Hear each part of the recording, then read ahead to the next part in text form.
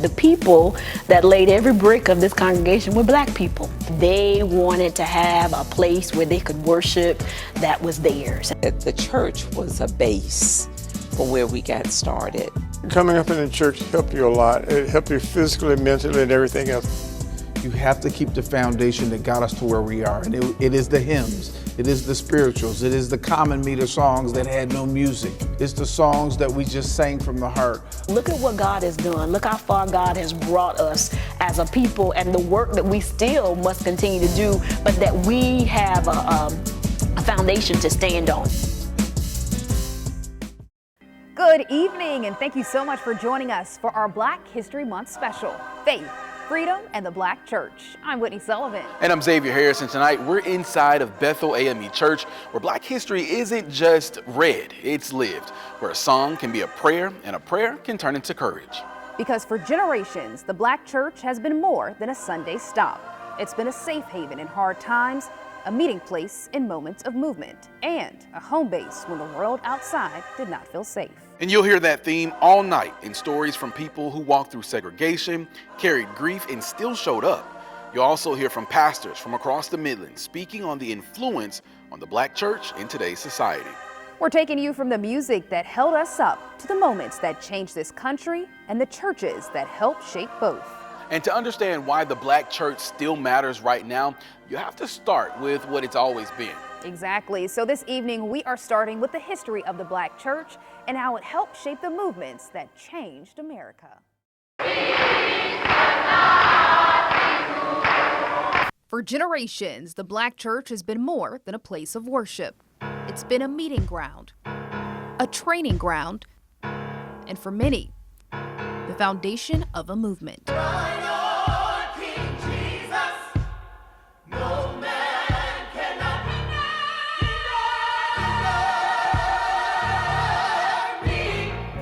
No institution, in my estimation, has more importance to the African American narrative, to the American narrative, than the Black church. South Carolina State University professor Dr. Larry Watson says its roots stretch back to the earliest days of Black worship. Almost immediately after emancipation, Black churches started in tree branches, tree arbors, and fields. You saw them electing leadership that was Black, that was not white leadership, and the message was different. For enslaved Africans, churches were more than places to pray. Those churches became safe houses for runaway slaves. And a headquarters for resistance. The abolition movement would have probably been a lot less effective had it not been for the Black churches.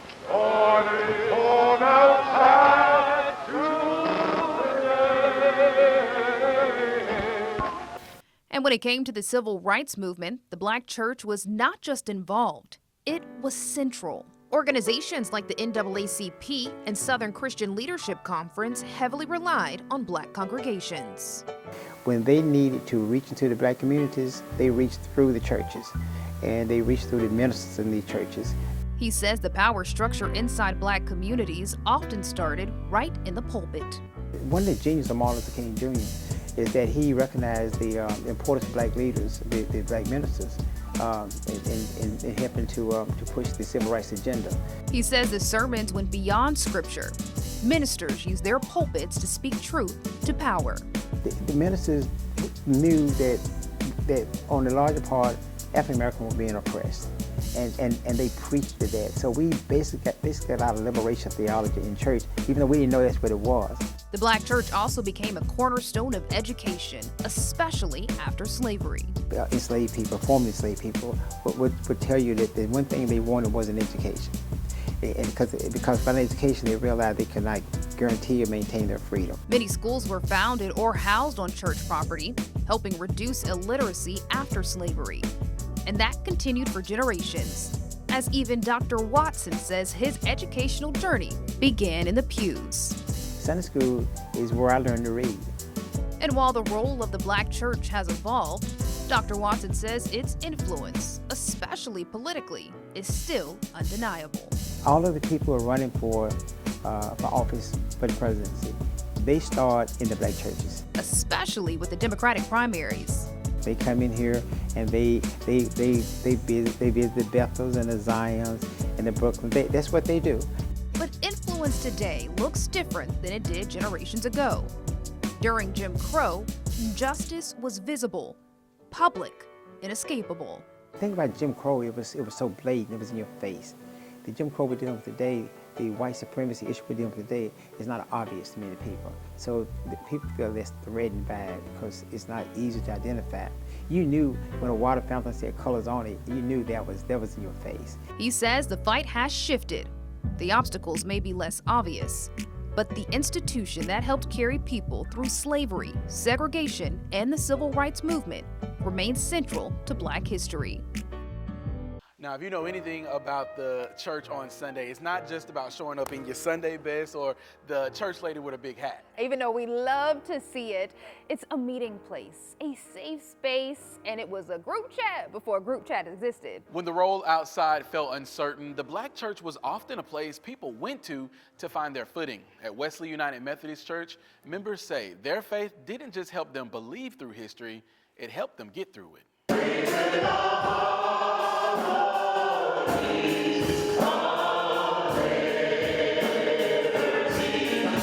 On Gervais Street, you can hear it before you even sit down. The Black church still stands like a safe place, and for the people at Wesley United Methodist Church, that sound has carried them through some of the hardest chapters in South Carolina history. Wesley's story, it goes back to 1869, when Reverend J.C. Emerson organized the Columbia Mission, the city's first Methodist congregation formed specifically for African Americans. The people that laid every brick of this congregation were Black people that decided that they wanted to have a place where they could worship that was theirs, and they could be free, they could have an opportunity to be safe and have an opportunity to be somebody.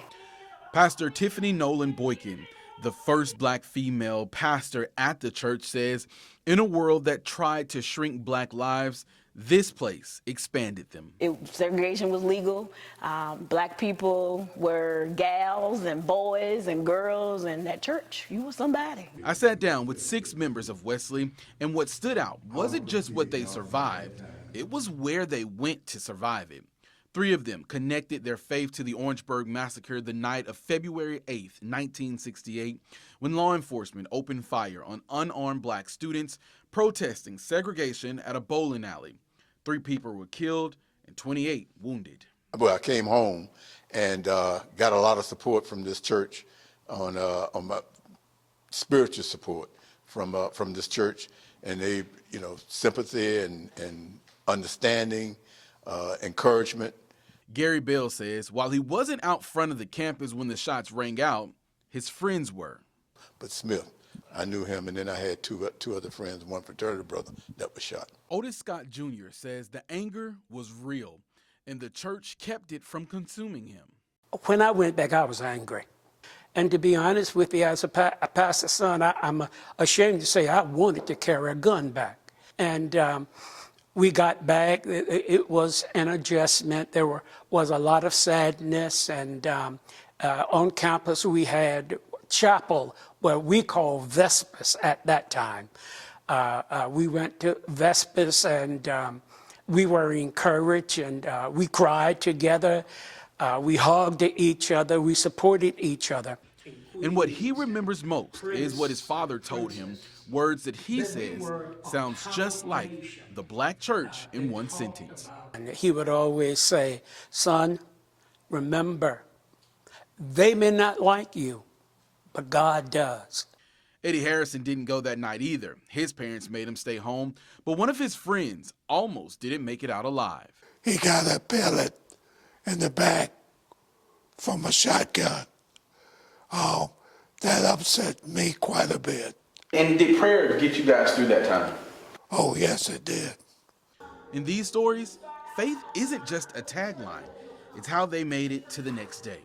Worship in church was not only about worship, but it was also about how that spilled over into all of their lives. And so it wasn't just a personal thing, but it was about the empowerment also of the people. That same foundation showed up in another member's story, Cheryl Lyseth, who says She was one of the first black students to integrate hand junior high in the mid-1960s as Columbia schools began desegregation. The church was a base for where we got started because we needed that at that time.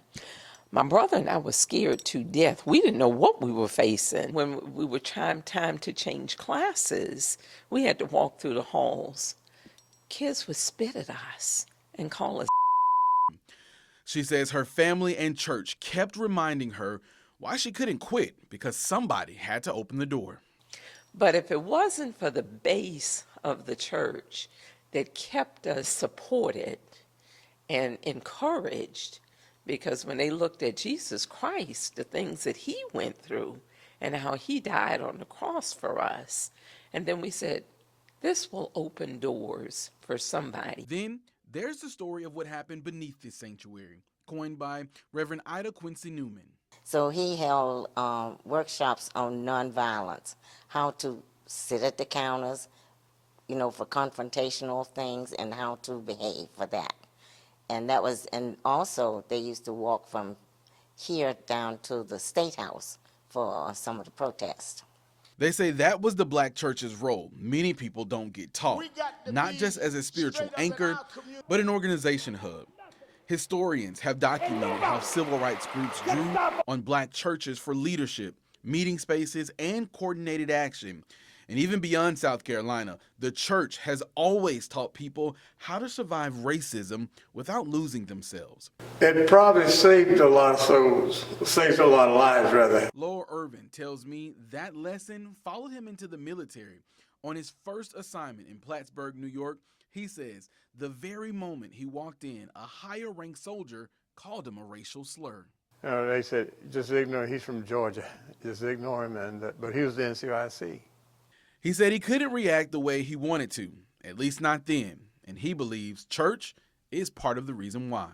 Coming up in the church helped you a lot. It helped you physically, mentally, and everything else. Pastor Boykin says that's the thread, the black church teaching people they are human, valued, and called to keep going. Even when the world is against us, or even when everything is crazy and chaotic, that we believe in a God that sees us, that knows us, that will continue to walk with us and guide us and lead us. And I stand on that. And at Wesley, that belief didn't stay inside the sanctuary. It walked into the schools. It walked back onto campuses after gunfire. It walked downtown to protest. It walked into the military, and it's still walking to the polls. Faith is not limited to hallelujah on Sunday morning, but that we got to do something else to help transform the lives of God's people. In a Black History special about faith and freedom, these members say the church didn't just help them worship through history, it helped them live through it.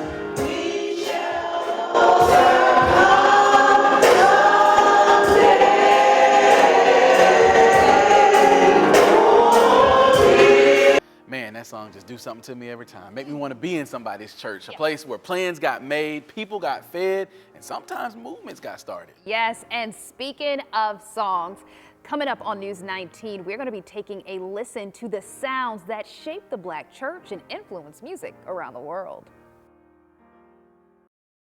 Now, you cannot tell the story of the black church without telling the story of its music. Yeah, that's right. From songs sung in bondage to gospel anthems being heard around the world. Gospel music, hymns, Negro spirituals have carried faith, survival, and freedom for generations.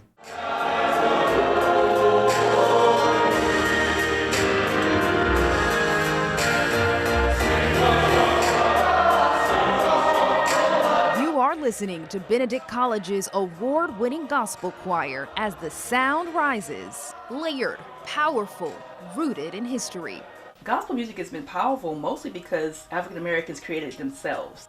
For Dr. Birgitta Johnson, an ethnomusicologist at the University of South Carolina, gospel's power begins with ownership. They basically took from a lot of African traditions around storytelling, testimony, faith, all of that, and really coming out of the 19th century where spirituals was dominant, they created gospel to be a contemporary version of the spirituals. Those spirituals were born in bondage. I'm gonna sing till the Spirit moves in my heart. I'm gonna sing till Jesus comes. I'm gonna sing.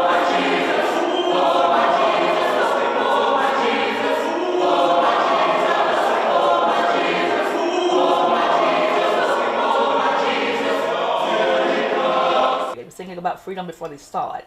They were singing about their experiences. Some spirituals included coded messages on how to escape to freedom, follow the drinking gourd, wade in the water. And over time, those songs evolved. But as you have more access to instruments in the black community, as the black community is able to buy more things, you see organs and pianos being brought in. By the mid-century, you start seeing guitars brought in. And so the development of what was happening in the church along the lines of economics, you see it in the bands, in the actual music making, but also the development of the messages. People were going through Jim Crow, so they started talking about and singing about what it meant at that time period, how to survive. But it was not always welcomed. People were used to hymns. Gospel was an upstart. It talked about what happened on Friday night. It talked about the struggles of belief. And, if you're in the big city now and you don't want to get married, or you don't want to, always turn the other cheek. And so gospel started talking about those challenges, and some people didn't want that. They didn't think it was sacred enough. Thomas Dorsey and Mahalia Jackson used to get thrown out of churches because of what they talked about, but also because they were bringing in blues and secular music sounds to tell these same stories of faith. They were religious messages, but the sounds started to sound too much like the streets. But people kept listening, and it took off in the 30s. And then came the golden era of gospel. The big era of gospel between the 40s and 60s is when you see the explosion of gospel choirs, gospel singers, gospel recordings, gospel radio, gospel quartets, gospel traveling to Europe. That was that golden era when publishing was taking off. And this is also black-owned publishing. And when you see this explosion of gospel going into the mainstream of America, as well as around the world. That global reach continues today. Elder David Bratton, a professor and choir director at Benedict College, knows it firsthand. Bratton wrote the now global anthem, Every Praise, in 2008.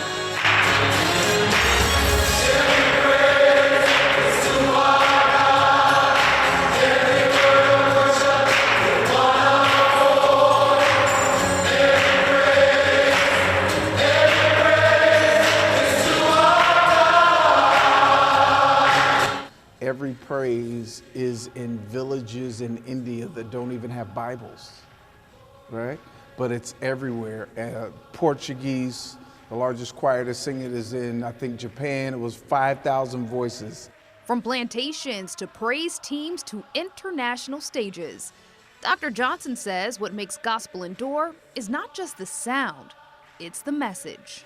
Gospel music, and particularly sacred music, but definitely gospel music, resonates so much for the black community in times of struggle because it speaks specifically to the issues.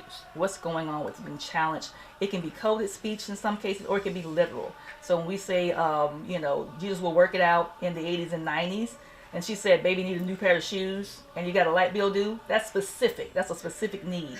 And then the message, thank you, Lord, for all you've done for me. It could have been me. And so all the messages are very redemptive and very positive and basically pointing you to the source of your salvation. And in the black church, music and ministry have never been separate. The Bible says, make a joyful noise unto the Lord, all ye lands. Sing unto the Lord. So the expression of music is the expression of God, and it is gospel music is the good news of Jesus Christ in music.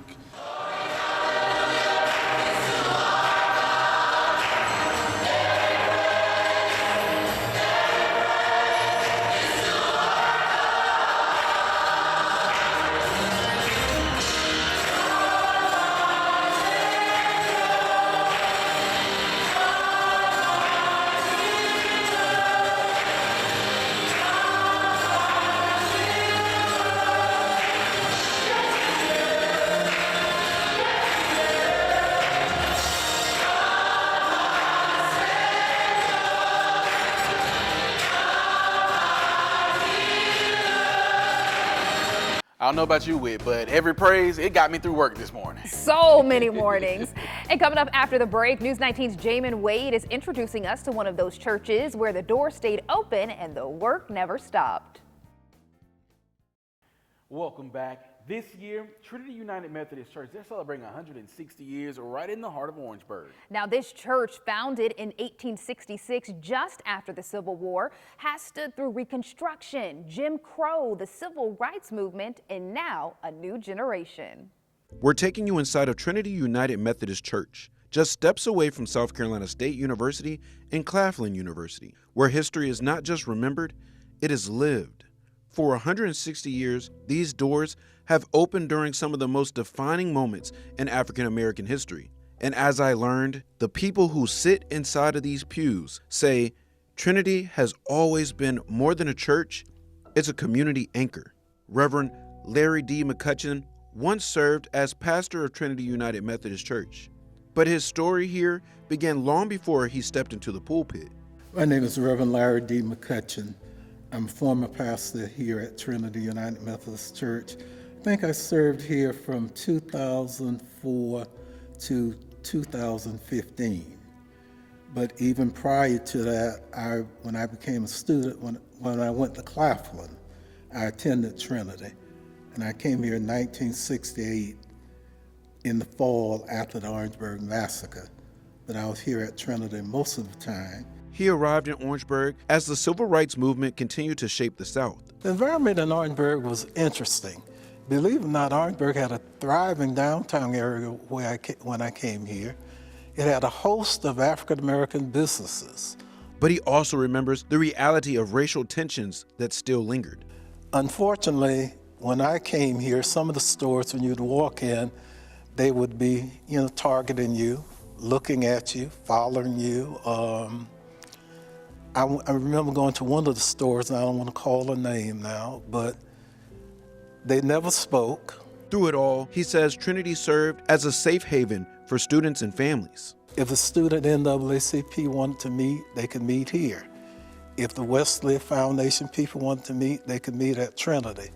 These doors were always open, never closed to the students. That legacy continues today under current pastor Reverend Eddie C. Williams, who has been leading the congregation since 2020. I got married at the same church back in 1994. And so when it comes full circle, I got married here in 94 and now pastoring here. His connection to the church is both personal and professional. We're celebrating 160 years this year. So this is what we're so proud about. Longtime member Patricia Brown Lott has worshiped at Trinity for decades. She remembers how the church played a role during the civil rights movement. The church was very much a part of it because the students from Claflin and South Carolina State used to come here, use the basement. That's where a lot of the meetings were held with the adults that were, the leaders at the time. She says keeping the building standing has also required community effort. We had a lot of work that needed to be done on the church, and money was not really that available for the amount of work that had to be done. So we made some contacts. One of our contacts was Mr. Dalton Trusvat from Congressman Jim Clyburn's office, and he told us about a grant called the African American Civil Rights Grant, and that was just a fit for us. Kenneth Middleton, who serves as the chairman of the church council, says Trinity's impact goes beyond Sunday service. Church is one of those guiding forces, and the people who attend and support you in your life, in turn, hope that you do the same for their grands and the grands that come after that. I think that's our place. Through pain and progress, Trinity has remained a gathering place. This church has always been a relevant church. We did things that other churches did not do.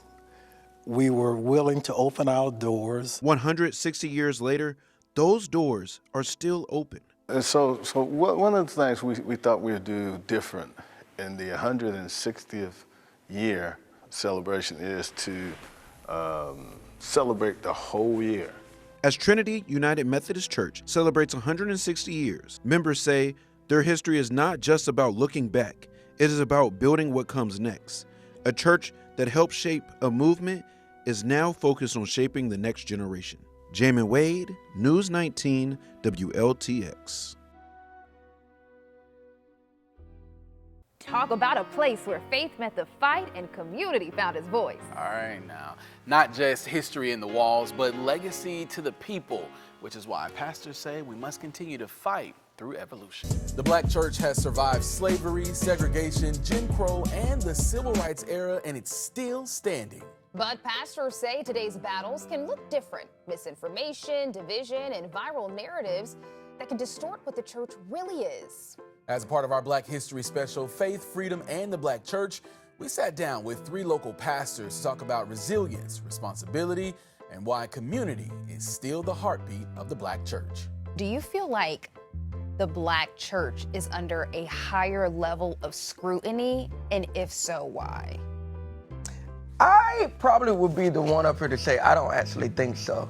And here's why. I actually think our people are, when you talk about black people, I think they actually, it's embedded in us to have more grace probably than, you know, some other races. And I have to say this because I've worked at white churches. I've been the only black guy at mega white churches before.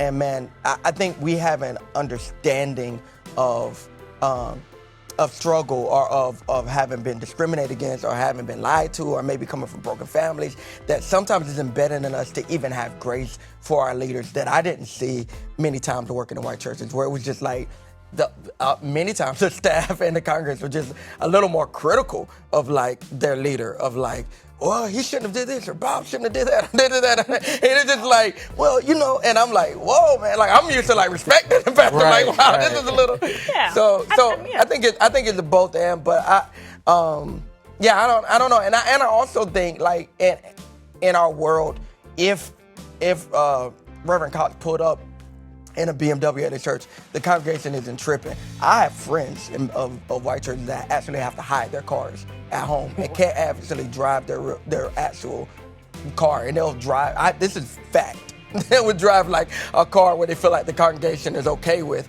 to church and actually not even drive their real cars and not actually wear their real watch, and they're hiding, you know, their actual stuff that they've been able to acquire, not even just through the church, but through book deals or whatever else. And it's like, well, I have to, because I know our congregation can't handle it. They're going to be very critical if I show up a certain way. So in those regards, and again, this isn't the total answer, but just in my limited experience, I actually don't know if we're more criticized than other churches. I don't know. What do you guys think? We are the most forgiving people. I agree. Yeah.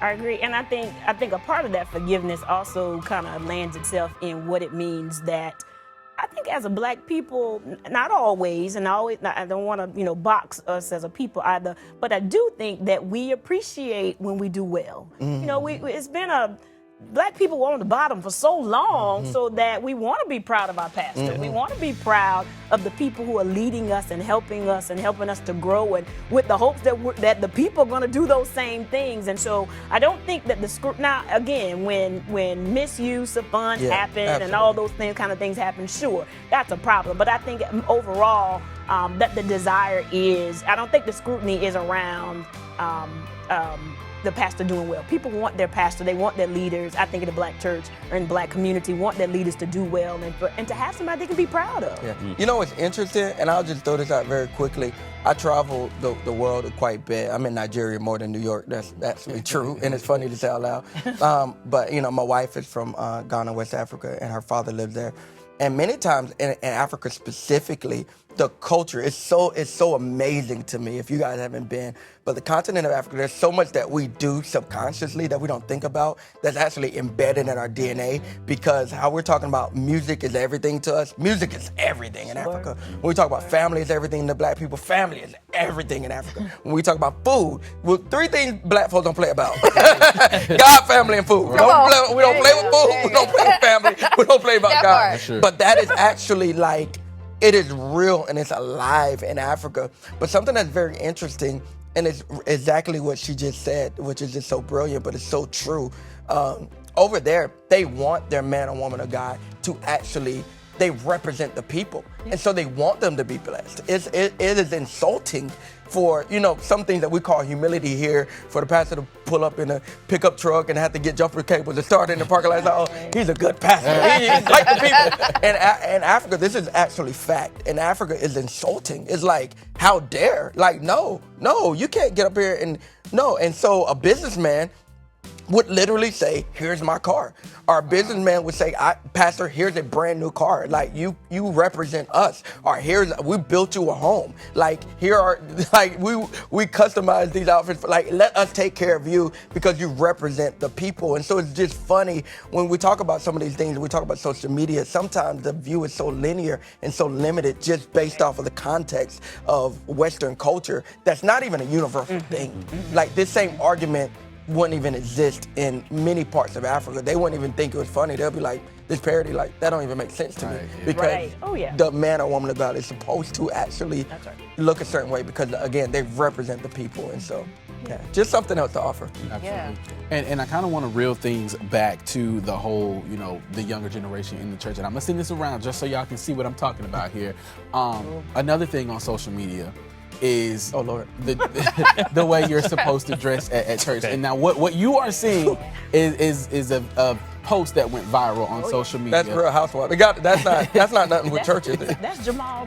Yeah. So this is a pastor's wife, and they were showing up to an event, and this is what she wore. Social media went on fire. Yes, it did. I'm not on social media, so I don't know. Well, I'm here to tell you, social media was on fire. So many people felt that. So many people felt that she should not have worn that.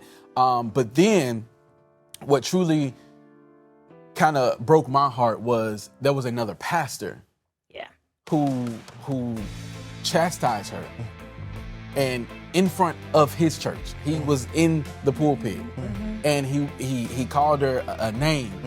In the pulpit. And this is another That a thing. woman should never be called. Absolutely. And so this is a thing where we are seeing a lot of people my age are just, that's what the women wear sometimes that are my age when they go out.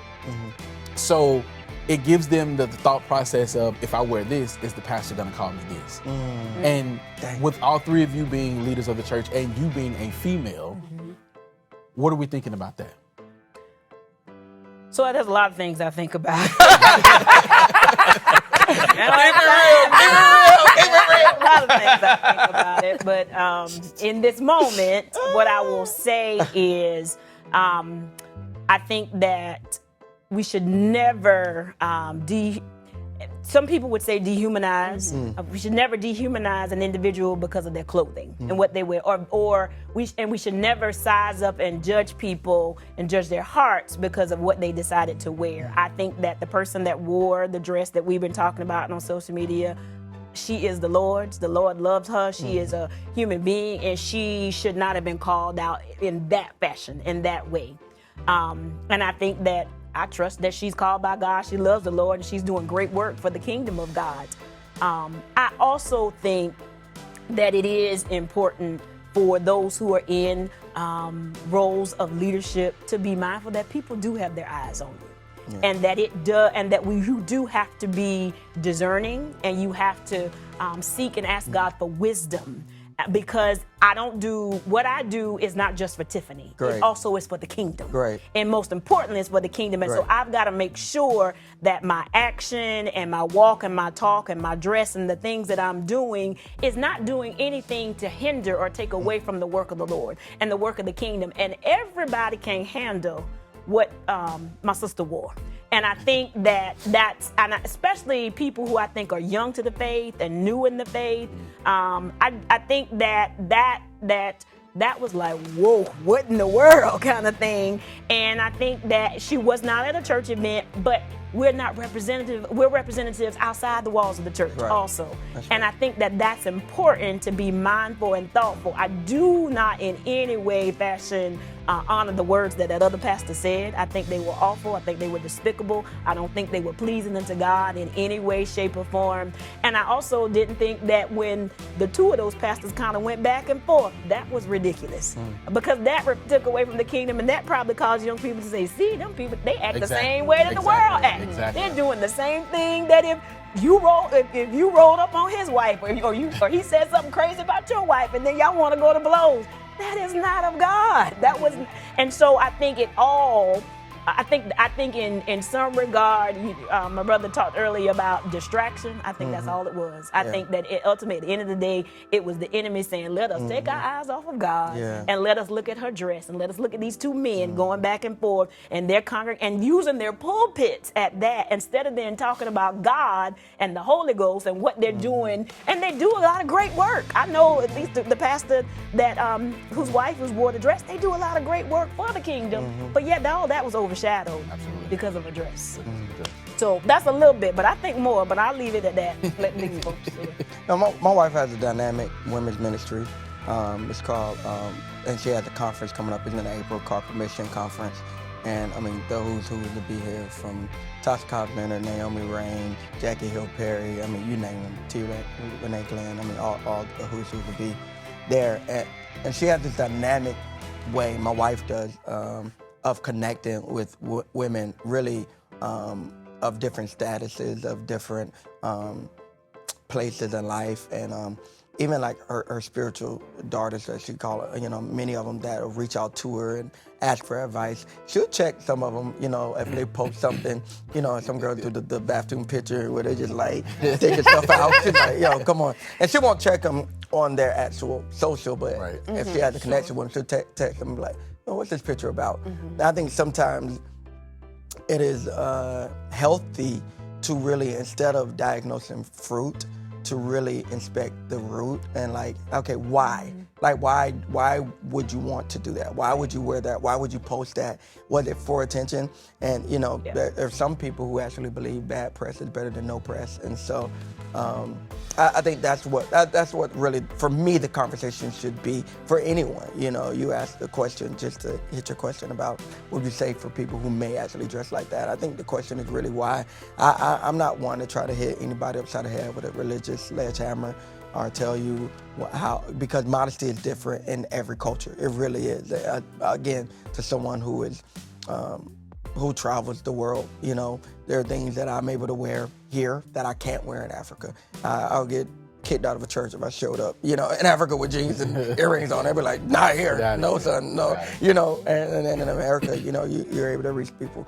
So I think some of the things are up for debate when we talk about modesty and this and that, but I would to my sister's point, I would really kind of dig beneath the surface and ask the question, regardless of who you are, regardless of what your status is, like, why? Like, why would you do that? And having the wisdom and discernment to know if something is a distraction and counting the cost, because really this generation desperately needs the presence of God. They need purity. You know, I've also been able to have you know, some connections even out in the West or so in Hollywood. And one of the things for some of the influencers that I lead and pastor, one of the things that they tell me is that they actually want different. Like there's a generation that's also, back to your question a few moments ago about how do you reach this generation, you know, there's one method of, hey man, I'm gonna like come on your level and try to reach you where you are.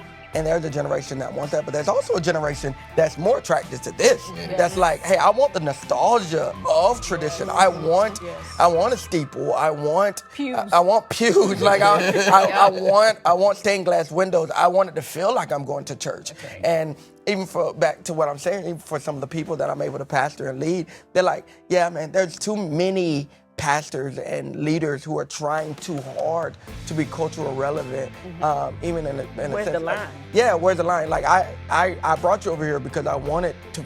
I literally had someone tell me this who was like, you know, a big deal. But she was saying that, you know, they invited someone over to a house party out in LA, and when the person came over, they're supposed to be a spiritual leader, and when the person came over, they were just trying so hard to fit in that they started doing what everybody else was doing.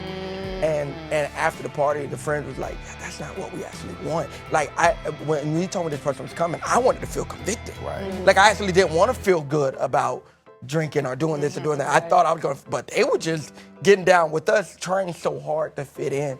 And that's just an example of, I think we have to be careful because there is a line of godliness, holiness, purity, and not setting so much rules that you're unapproachable, but there should be a standard of like, no, I'm actually looking for something different and looking for someone different than and what I'm that there's supposed to. nothing wrong with being set apart. Yeah. And saying, I don't want to do it the way the world is doing it. And that's not saying that you are better than the world. That's just saying, I'm seeking God. Yeah. Right. And I think that there are lots of people who want that, and not just because the thing is, they've been doing that other thing for a long time and it ain't got them nowhere. Yeah, So exactly. it's like, can we do something different and Exactly. try something different? Yeah. Absolutely. Yeah, and when you said not being of the world, it made me think of, like, literally, that's what the Bible says. Yes. Oh, yeah. We are not of the world. That's right. In the world, but out of it. In the world, but not I feel like I caught it straight from you when you said there are some people that look for the pews and the small Not a churches. stray. 'Cause me, when I go to church, I want to hear a charge to keep. Yeah. I want to see the deacon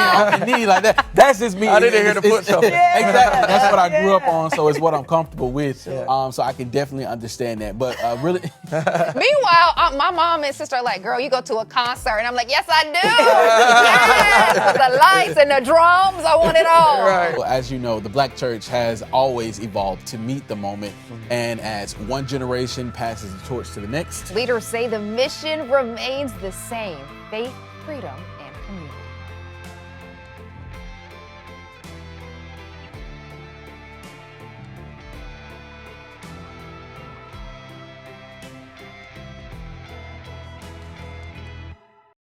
well, as we close tonight, we leave you with the very sound that has carried generations through sorrow and celebration. The voices of Benedict College's gospel choir, under the direction of Professors Bratton and Marshall, lifting songs rooted in faith, freedom, and legacy.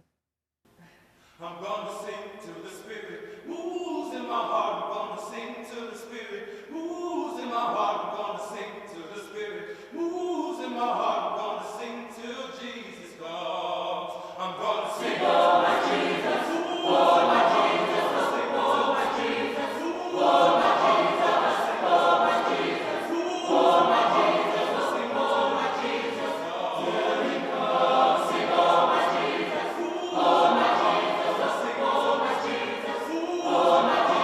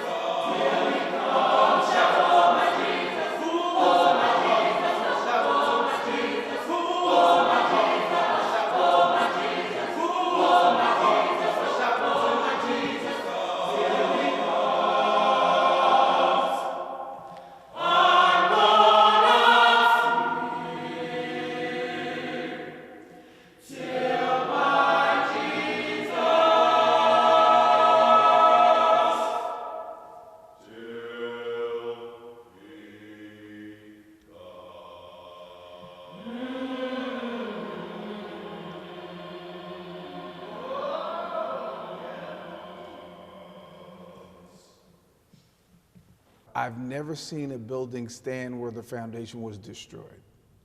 You have to keep the foundation that got us to where we are. And it is the hymns, it is the spirituals, it is the common meter songs that had no music, right? It's the songs that we just sang from the heart.